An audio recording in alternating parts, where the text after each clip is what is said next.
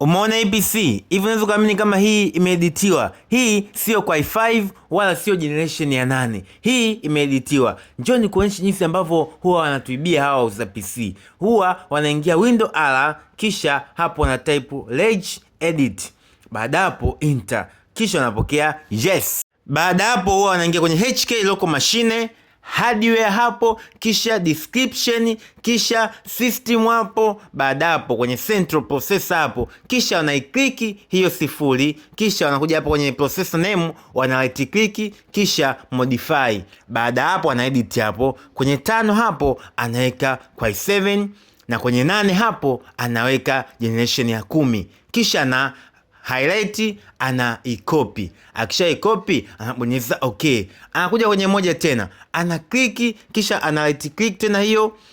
Baada hapo anafuta, kisha ana paste ile tu ikopi, anarudia process ile ile kwenye 2, kwenye 3, kwenye 4, kwenye 5 hapo, kwenye 6 mpaka kwenye 7, process ni ile ile. Baada hapo akishamaliza anatoka kwenye huu ukurasa.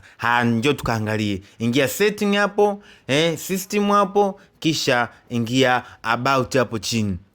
Angalia hapo. Sasa hivi inaonyesha hii ni kwa i7 generation ya 10. Utakuja kuibiwa. Kama umekubali hii, comment next please, nikuletee video sahihi ya kuangalia processor na generation. Kumbuka, hakuna PC ngumu kwa PC Doctor.